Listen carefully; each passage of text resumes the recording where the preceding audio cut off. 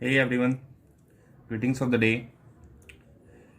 आज हम लोग जो सीवीपी डिसीजन मेकिंग जो चैप्टर कर रहे थे उसमें कंटिन्यू करते हैं और नेक्स्ट टॉपिक पे चलते हैं, उसके नेक्स्ट कॉन्सेप्ट पे, दैट इज सेल और फर्दर प्रोसेस। सेल का मतलब तुमने सबको पता है कि बेच देना। ओके, फर्दर प्रोसेस यानी आगे उस गुड्स यानी उस मटेरियल का प्रोसेसिंग करना है या नहीं करना है। या तो एक पॉइंट आएगा जहाँ पे मुझे वो मटेरियल बेचना है या उसे फर्दर प्रोसेस करना है, ये एक पॉइंट आएगा। बेसिकली ये जो सिचुएशन है ना, ये जॉइंट प्रोडक्ट के केसेस में आते हैं। अपने जैसे इंटर में पढ़े होंगे joint product and by product, वैसे सिचुएशन अराइज होते हैं। तब अपने अपना डिसीजन मेकिंग इस पॉइंट को हिट करता है। ओके, जैसे मैं समझाता हूँ। ये एक प्रोडक्ट है, एक मटेरियल है ए, इससे मेरे दो प्रोडक्ट निकलते हैं, बी सी, ठीक है, और एक बाई प्रोडक्ट निकलता है डी, ठीक है। इस तीनों को निकालने का यहाँ तक का कॉस्ट जो है ना मेरा, वो है 1,00,000 रुपया, ठीक है। तीनों का निकालने तक का जो कॉस्ट है वो 1,00,000 रुपया है। अब बी भी आगे बिक सकता है, यहाँ पे भी बिक सकता है और आगे प्रोसेस होके भी बिक सकता है। सी यहाँ पे भी बिक सकता है और आगे प्रोसेस होके भी बिक सकता है, बट डी यहाँ पे नहीं बिक सकता, उसे आगे प्रोसेस करके ही बिकना पड़ेगा। तो इसके दो प्रिंसिपल हैं, दो मेन रूल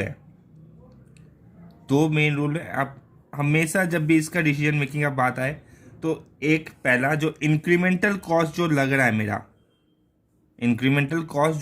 मेरा, और इंक्रीमेंटल रेवेन्यू यानी यहाँ पे जो मेरा मार्जिनल कॉस्ट लगेगा और इसको फर्दर प्रोसेस करने के बाद जो बेच के रेवेन्यू आएगा, करेक्ट। तो उसको बेचने के बाद जो मेरा फर्दर प्रोसेसिंग कॉस्ट है वो मेरा रिलेवेंट कॉस्ट हो गया, दैट इज़ मेरा रेलिवेंट कॉस्ट हो गया। यहाँ पे मेरा बेनिफिट आया तो हम लोग फर्दर प्रोसेस करेंगे, नहीं आया तो फिर राम राम। ओके, सेकंड क्या है कि यहाँ तक का जो कॉस्ट लगा है, इस पोर्शन तक का जहाँ पे ये लोग बंटवारा हो रहा है, वहाँ तक का जो कॉस्ट लगा है वो संक कॉस्ट है। इसका डिसीजन मेकिंग पे कोई इफेक्ट नहीं आएगा। This is sunk cost. हमेशा यहाँ तक का जो पोर्शन का कॉस्ट है, यानी ये 1,00,000 रुपया, this is always a sunk cost, क्योंकि ये तो ऑलरेडी मेरा लग चुका है, करेक्ट। तो इसके ऊपर अपने डिसीजन रिलाई नहीं करेंगे, तो अपने रिलाई किस पे करेंगे? Incremental revenue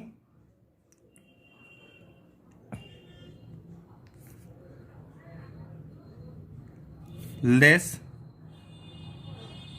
incremental cost, correct.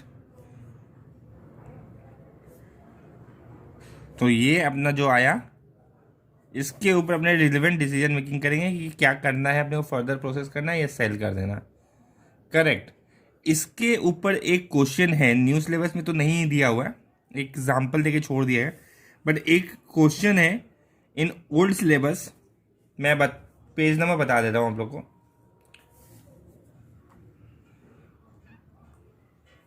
Page number 2.51,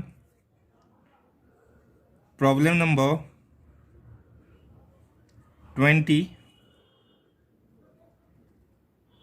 मैं यहाँ पे एक बार पढ़ के सुना देता हूँ और सॉल्व भी कर देता हूँ ओरली, आप लोग प्लीज़ रेफर कर लेना, ठीक है। अब प्रोसेस इंडस्ट्री मैन्युफैक्चरिंग 3 प्रोडक्ट, एक इंडस्ट्री है वो 3 प्रोडक्ट बनाता है, ए, बी और सी, करेक्ट।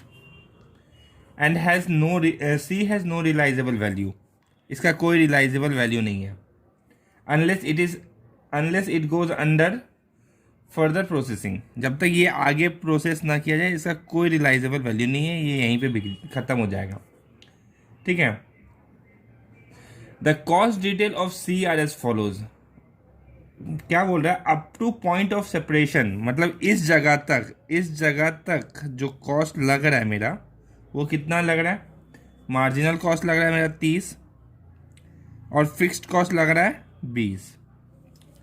तो ये तो मेरा संक कॉस्ट है, जहाँ मैंने आपको बताया था this is our sunk cost. तो इस पे तो अपना कोई डिसीजन मेकिंग होना नहीं है, करेक्ट, ये तो मेरा लगना ही है। आगे देखते हैं। आफ्टर पॉइंट ऑफ सेपरेशन मेरा 15 रुपया वेरिएबल कॉस्ट लग रहा है और 5 रुपया फिक्स्ड कॉस्ट लग रहा है, करेक्ट। और इस तो ये मेरा इंक्रीमेंटल कॉस्ट हो गया एक तरह से बोले तो, ठीक है। C can be sold at 37 पर unit and no more. Incremental revenue कितना हुआ,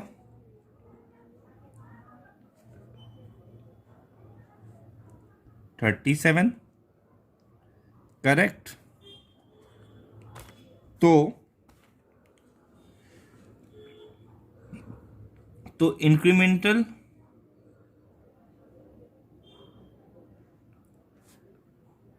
revenue 37 less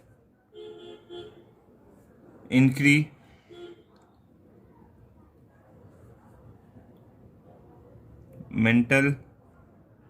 cost that is marginal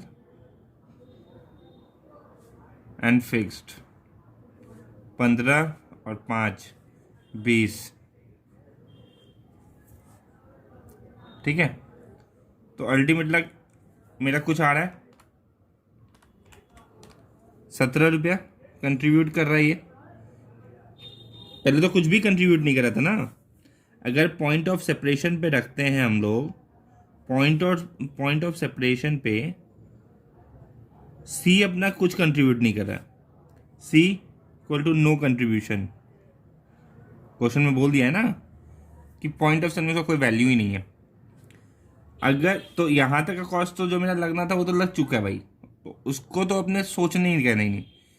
मैं ये देख रहा हूँ कि जब मेरा इंक्रीमेंटल रेवेन्यू 37 रुपया अगर हम लगा रहे हैं इसके ऊपर, सॉरी 20 रुपया हम लगा रहे हैं इसके ऊपर, तो हम लोग कमा रहे हैं 37 रुपया, तो 17 रुपया कमा रहे एक्स्ट्रा। तो इस केस में क्या करेंगे कि अपने रिकमेंड करेंगे, अपना फैसला नहीं थोपेंगे, रिकमेंड करेंगे that C further processing, sorry C can be further processed, correct. उसमें एक पार्ट दिया हुआ है नीचे भी, ठीक है। Would you recommend be different if A B and C are not joint product, यानी ये अब जॉइंट प्रोडक्ट नहीं है। जॉइंट प्रोडक्ट नहीं है तो मेरा रेवेन्यू कितना आ रहा है 37। मेरा पहले का कॉस्ट, पॉइंट ऑफ सेपरेशन तक का कॉस्ट कितना था 50, और अभी कितना लग रहा है after point of separation cost 20, तो 70 लग जा रहा है मेरा, और रेवेन्यू कितना है 37। तो मेरा अल्टीमेटली लॉस कितना आ रहा है 33 का। तो हम लोग फर्दर प्रोसेस करेंगे, बिल्कुल। ये बस इतना ही है इस टॉपिक में, इस डिसीजन मेकिंग के कॉन्सेप्ट में, और कुछ भी नहीं है, ज़्यादा माथा लगाने का नहीं।